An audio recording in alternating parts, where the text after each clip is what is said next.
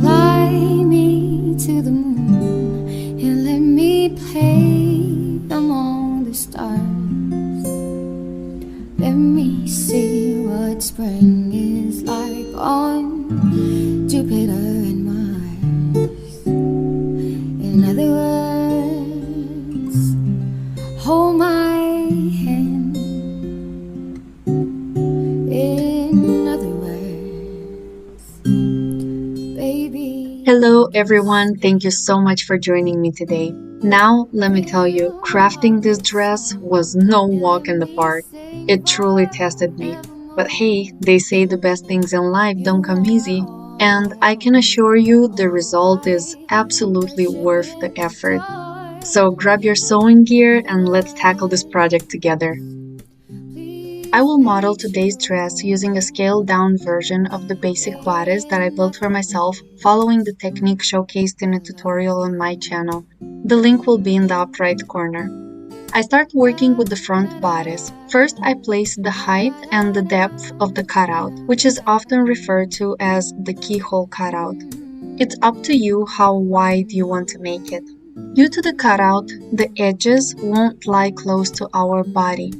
To address this, we'll need to make adjustments, such as reducing 1.5 to 2 centimeters from our waist and hip area, and adding at least 1 or 2 centimeters on each side of our upper and lower darts. I would start with 1 centimeter. You can always take out more later. These modifications ensure a snug and form-fitting appearance for our cutout.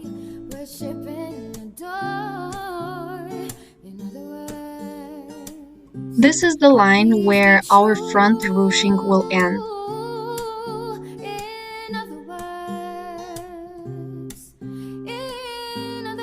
Here I am taking out that extra from the waist and hip lines, and I will also mark where I want the flare of the skirt to begin. In my case, that was around 42 centimeters down from my waist, but you have to measure that on your own and decide where you want it to start.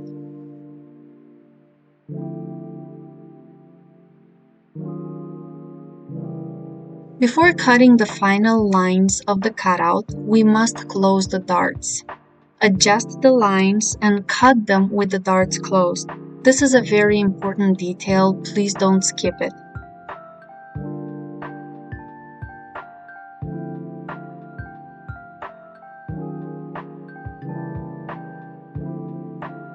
Also, when I took out the 2 centimeters from the waist, I didn't go over the level of the side dart.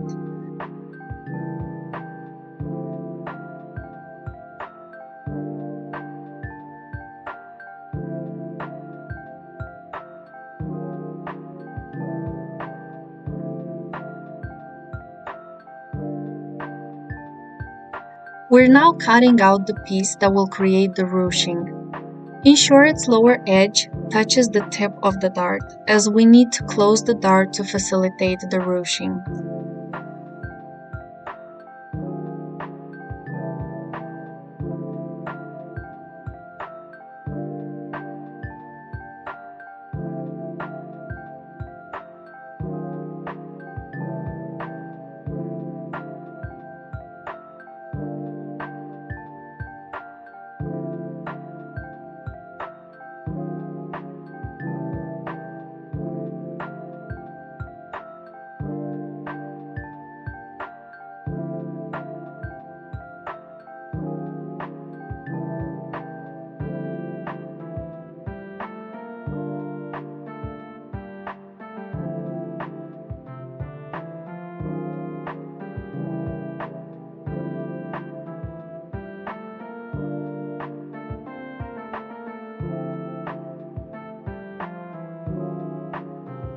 And onto the skirt, so I divide the part where I want the flare to be into 3 equal parts and spread them out evenly.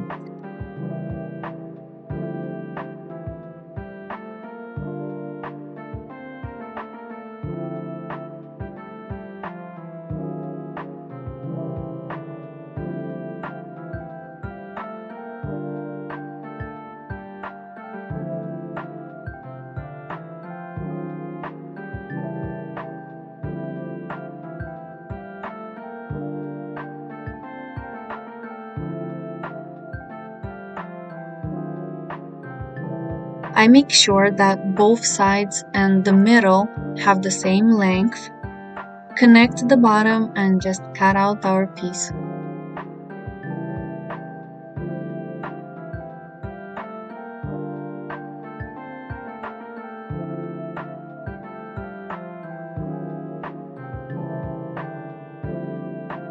So the front of our dress will consist of these three parts.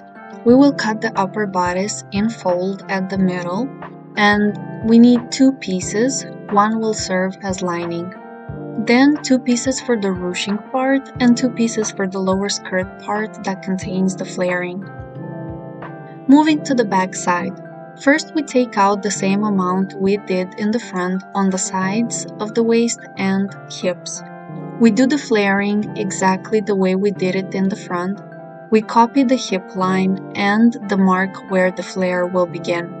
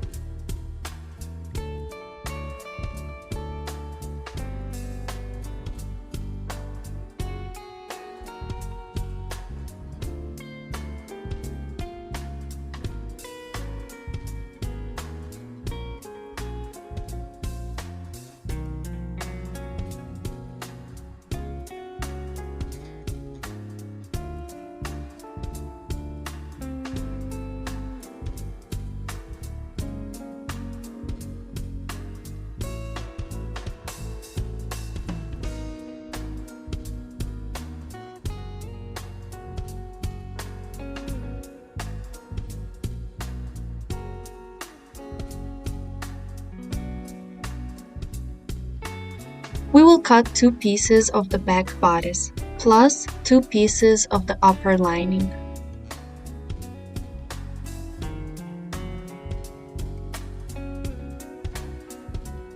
For the sleeve, we mark from the lower edge up where we want our bell part to begin, and we cut it away.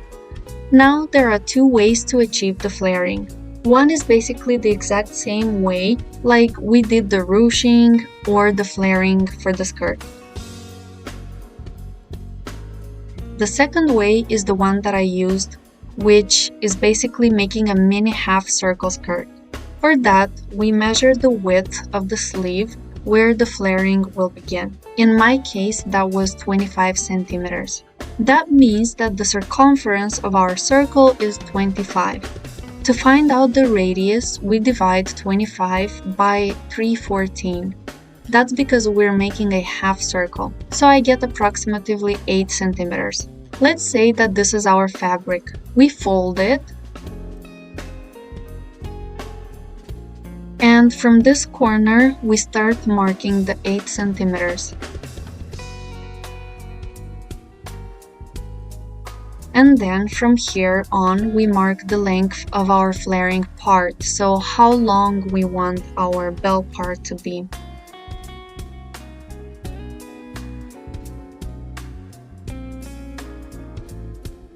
So just for demonstration purposes, let's say that the length I need is 5 centimeters. So I place it all the way down, exactly like the radius. Then I add seam allowance on all the sides and cut it out.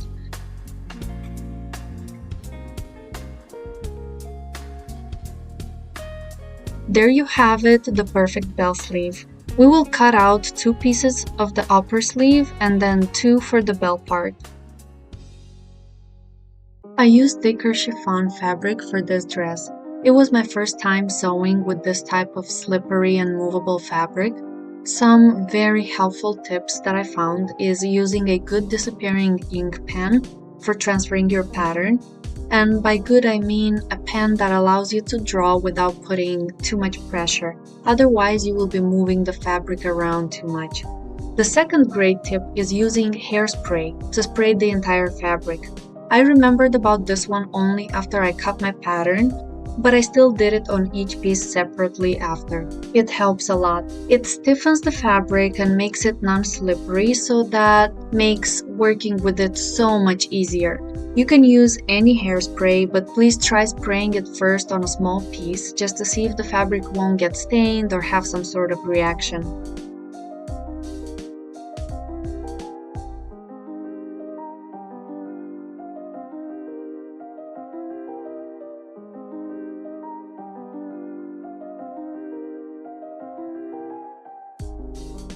I started the sewing process with the sleeves. I will hem the edge of the flare first using a rolled hem. So for that, you fold the fabric edge about 6 or 7 millimeters to the wrong side and stitch as close as you can to the fold. Then you cut off the excess fabric and you fold again and stitch on top of the previous stitch. It's like folding twice and sewing close to the folds to create a neat rolled finish. Okay, so for the bell sleeve here, I will actually stop after the first fold and I will connect the sides first, using a French seam. And here the first stitch goes on the right side of the fabric about 5 millimeters away from the edge, and then we trim the excess, that's about 2 millimeters. And then fold the fabric again with the right sides together, encasing the trimmed seam, and we sew the second stitch also about 5 millimeters away from the edge. A French seam conceals the raw edges for a clean and polished look, and I just love it, especially for fabrics like this.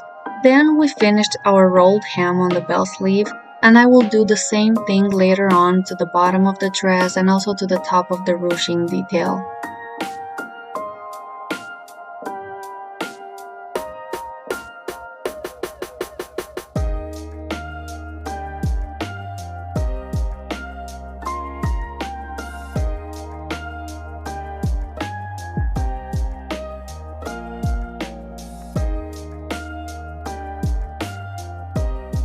And we attach the flared part to the main body of the sleeve. Afterwards, you can use your serger to lock in the raw edges, or if you don't have a serger like me right now, you can use the zigzag stitch on your sewing machine. I actually just received my serger and I have yet to figure out how to use it. I am so excited about it. You can manage without it for sure, but if you're serious about sewing, then you definitely need one.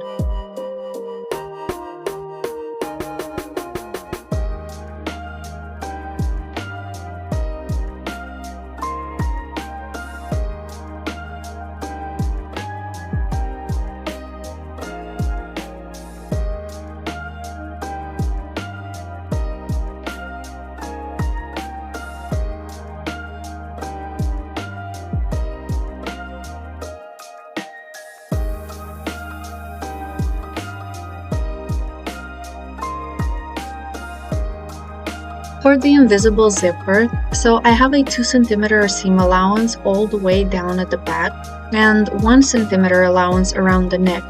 My zipper is 57 centimeters long, so I cut my interfacing 3 centimeters in width and 57 in length. We need it to fortify the area where the zipper will be sewn. Make sure you adjust the upper edges of the zipper to fit in with the seam allowance that you have. I had to cut mine off just a bit so that I have exactly 1 centimeter left. Use a presser foot for invisible zippers and make sure to iron the teeth of the zipper out before you sew it in. That will make the process a lot easier. Don't use high temperature or else they can easily melt.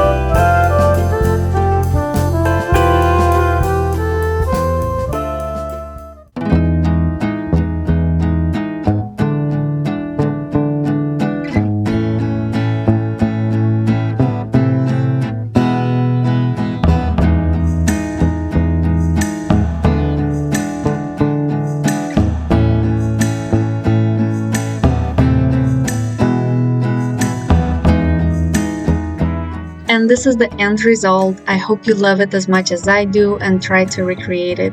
This is such a beautiful, feminine, and romantic dress. Very, very special. I am working on the video for the flower that I will be posting very soon after this one goes live. I know the flower might not be for everyone, so you can always opt for the bare option, which is also gorgeous. Let me know in the comments down below how you liked this dress. Ask away any questions about the process of making it. I will gladly help you. Thank you so much for watching, and I'll catch you in my next video.